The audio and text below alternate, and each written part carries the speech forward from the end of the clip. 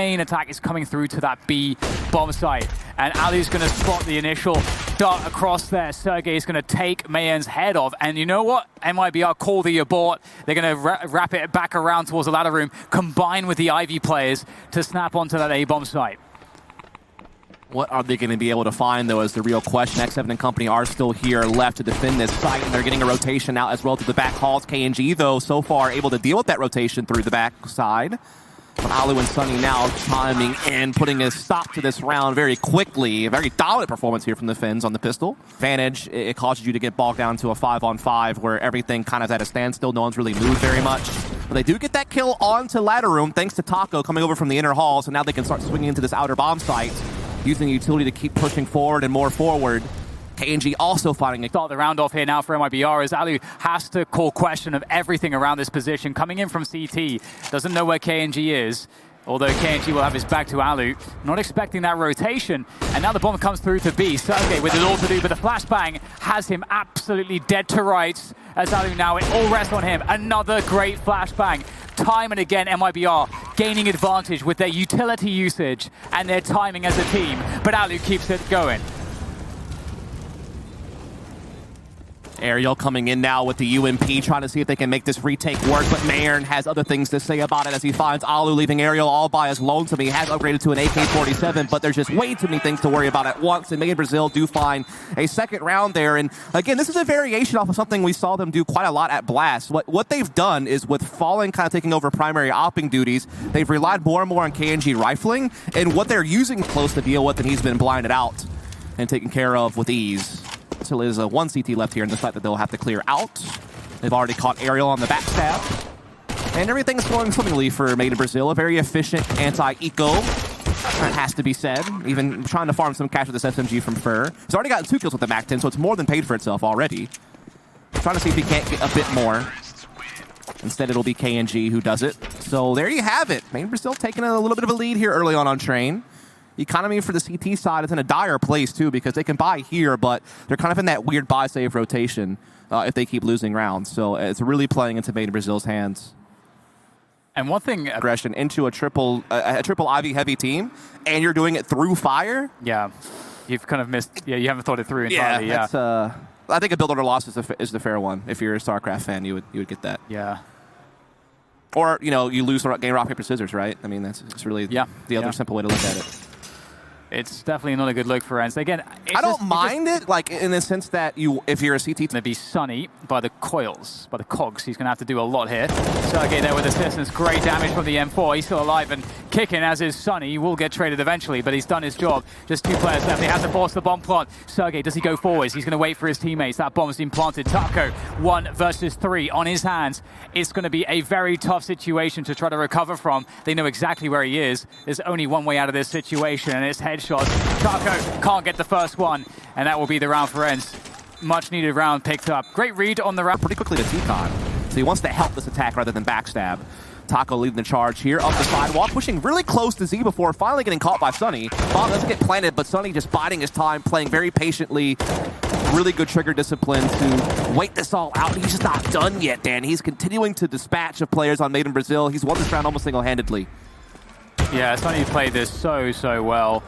That setup was really cool because you can see the way that in this yard, but you can see that Fur's already up there underneath connector and it's been smoked off. That means Sergey has a lot to do here. He'll get traded out by Fur, and that might be it. That might be game over. Yep. They can't get back into the bomb site. This is like the dream scenario on Inner Execute.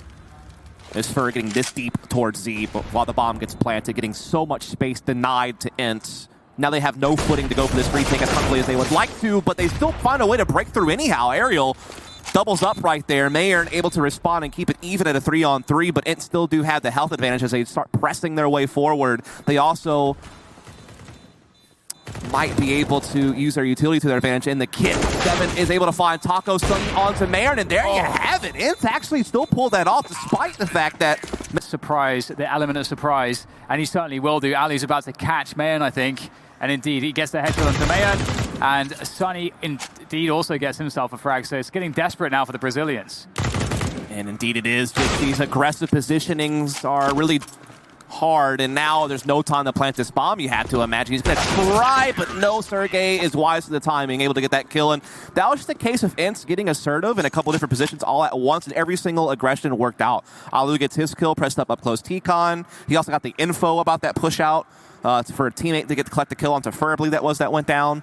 And then they also had that guy up close on Ivy that didn't get checked. So just a couple of miscues, I guess you say, from Made in Brazil on some of the angles they were trying to clear. It winds up being very costly. And now they have to work with very little in this one. Save it for last. Well, great pick from KNG. Goes straight out there to kill the player crossing to ladder room and create some attention towards that A bomb side as they move into the B bomb side instead. But Sergey's there ready and waiting with the Krieg. The spray is parting gift, but a couple of kills coming from Made in Brazil in the process, and they actually have a pretty big advantage because of it. Oh my god, he that's gets a so headshot. crazy. That doesn't make any sense, to be honest. I think that's a crime. Put that man in prison.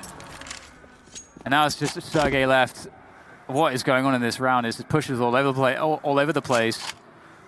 Oh my god. Sergey with that Krieg. It's a very powerful weapon, especially at these ranges. It's going to have to be... Never mind. Never mind. Not much to be said there, is it? A great little comeback, though, from ENCE to actually take the lead after a slow start. We'll see if they can continue on and try to force a map 3 after this break. Stay tuned. On their CT side, and they've done a lot of damage already early into this one. A couple of players are very, very low on health right now, and they're starting to get those entries they need over towards the center bomb site, as well as outer. They're pressuring both sides at the same time very effectively.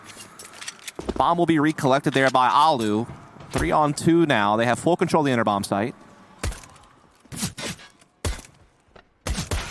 Oh, nicely done. Fallen picks up one. It's a very, very labored fight. They have no idea about Aerial, actually, coming in from the flank. Oh, gets caught out off guard, but still lands the headshot with the Glock, and it's going to be another round for ENCE. They picked up both pistols, actually. Be a spot that, like, X7 would play on a default. As Sergey's usually the inner guy, and there's a boost that actually comes out and takes out Alu, so that's another problem to add to all that. Oh no, and Sunny's going to have to go back there, it seems. That is not the plan. The plan is not to lose Alu there and have Sunny take up his position. You want to keep the pressure on Ivy to keep players towards the A bomb side as they go in for the B push.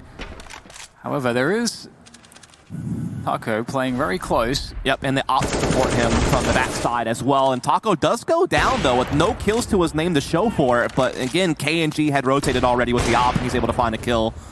Keeps it an advantage for Made in Brazil. This bomb is now finally getting planted, but it's coming at a cost of a lot of damage to these players thanks to that HE grenade. And first, wise to this flank at T-Con. That's a huge bit of information, isn't it? They know where the other two players are, I think. So this is a huge problem. They're going to start moving forward for going for that flank. But, oh, beautiful. They were starting to worry about Fur. They just heard him stepping, and that was all that was needed. Because the clock is ticking. They need to make a decision here quickly. They're going to try to go once again towards ladder. First shut them down last time. This time, a great timing on that flash will get them the control they need. And Fallen has to pull back, but there's May at close range. He picks up one, but Fallen goes down when he tries to reposition. The timing impeccable from ENCE. And now it's down to Taco and KNG on the rotation. Oh, he found actually the delay. That's actually pretty huge. He can just push forwards now. Oh, can he get it again? Can he get it again? Oh, he can't. It's going to be the bomb planted there successfully. They had time. There was some damage done, though, and KNG, in that distraction, creeps forwards. He might find an opening, finds the shoulder. Oh, it's not quick enough, but he is still alive. He is still kicking, and there is still time. On that, though. He might be thinking to maybe catch a second player that might try to peek as the first player bait the shot. That's sometimes what the teams do, but it will be a trade towards ladder room. And I have to say, ENCE has been pretty good, actually, at getting that ladder control. Fur has not been so successful in consistently holding this position down. Yeah, it's like I think he's like 1 for 3 on that position so far this half, which certainly helps out ENCE. Mayern will take up the spot now, though, and still continue to make sure that that spot is defended properly. But it does mean that the defense is going to be spread a bit more thinly.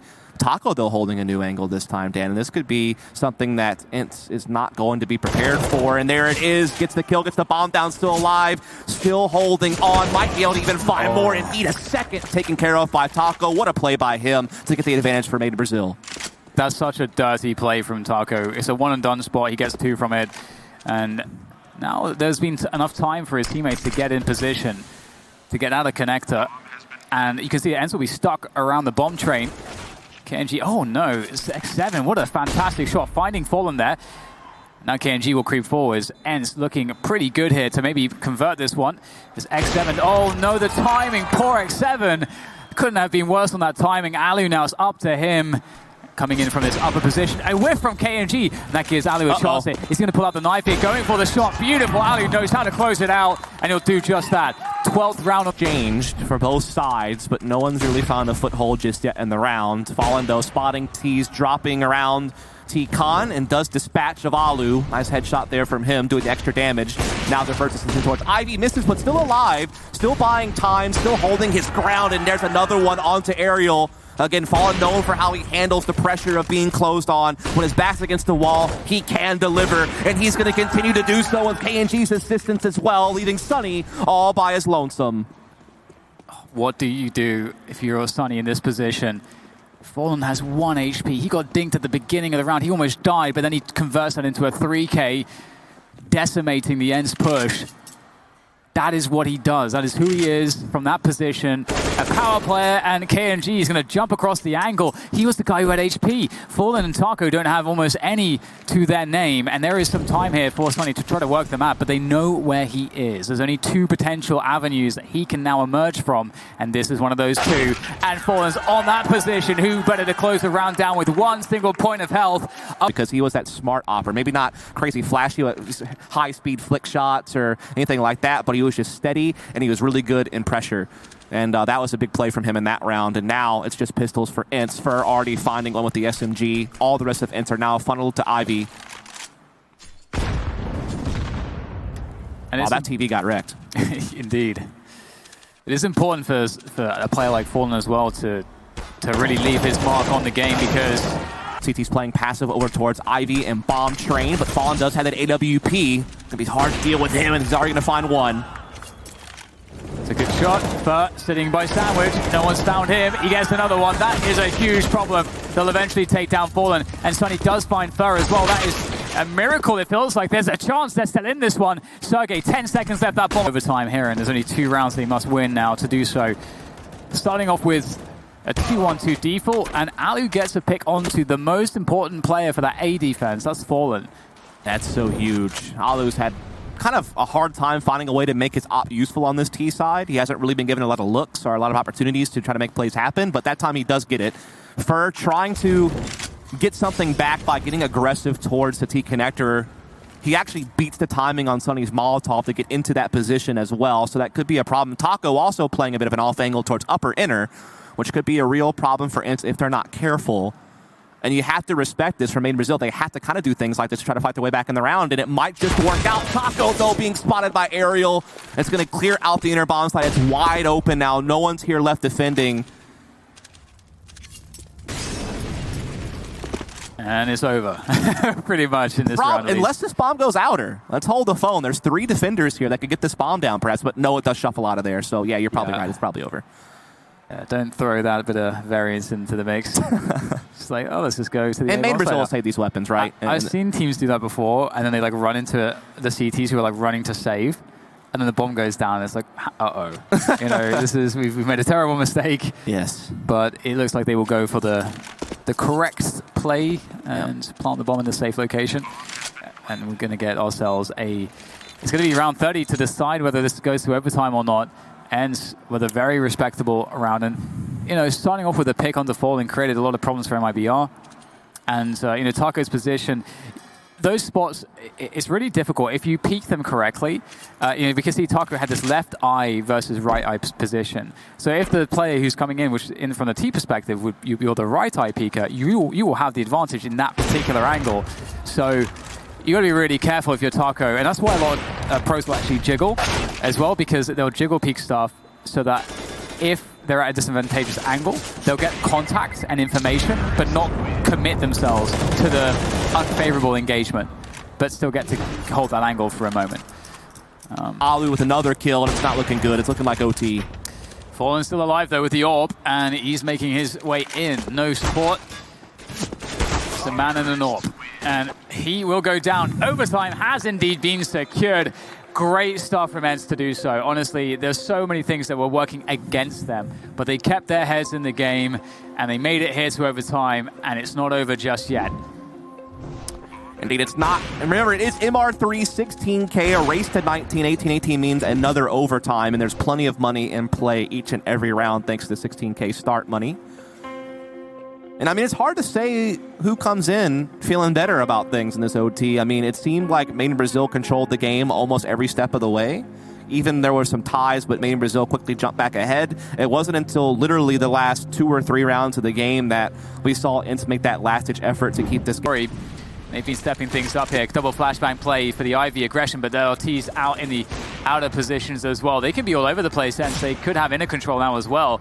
So, oh my god, X7, great push, finds himself one on the bomb train, and now it's going to be a bit awkward here for MIBR. They're feeling that pressure, but ENCE are not committed to the outer bomb site. X7 was out there for a long time, but eventually now he will get dealt with. It's just enough time had to pass. Oh dear, that's a great angle for Sergey to hold. That's beautiful. And once again, first struggling to find that value into the ladder room. Didn't seem to consider that a player could be holding that position. Uh-oh, and look at this. Aerial sneaking into inner. They can do so much with this thing. They can shuffle the bomb back over, knowing that the site is fully under the control. Aerial can also backstab through back halls or through Z.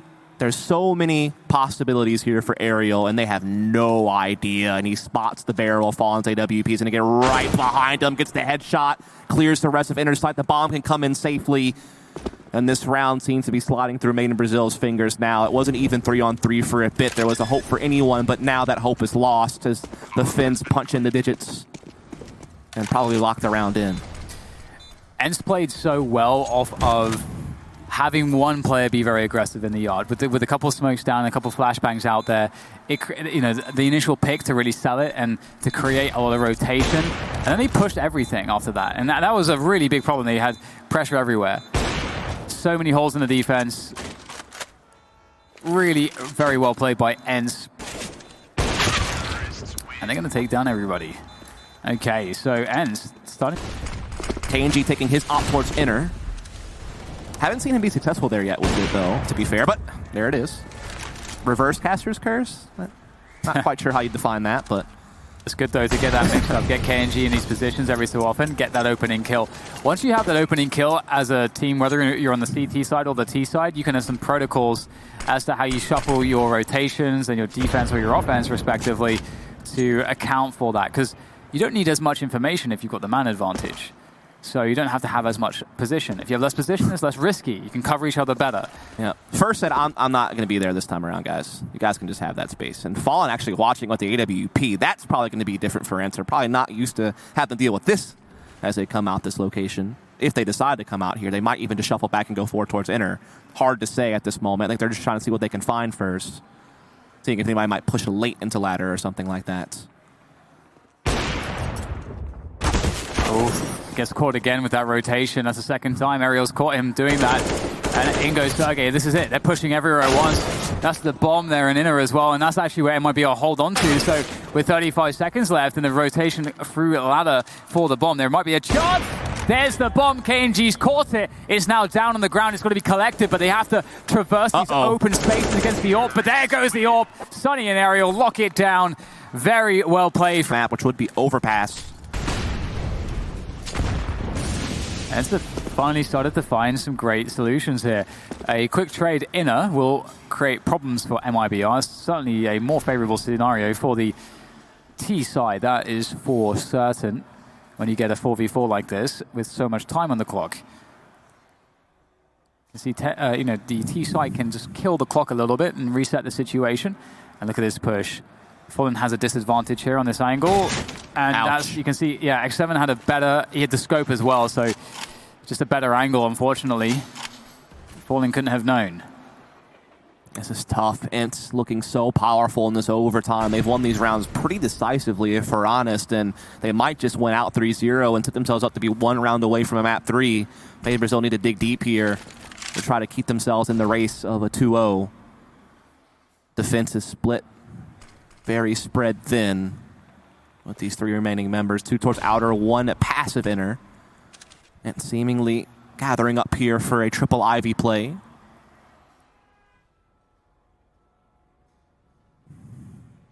Look at the delay here from ENCE. They have to be so careful that they don't put themselves in a bad position by delaying so much. Really trying to make it look like a B play, keep the players on B, but you can see that MIBR understand that this is a fake at this point, and ENCE are moving fairly slowly. It's still, I mean, they will have 3 players. You're pretty close to the A bomb train at this point.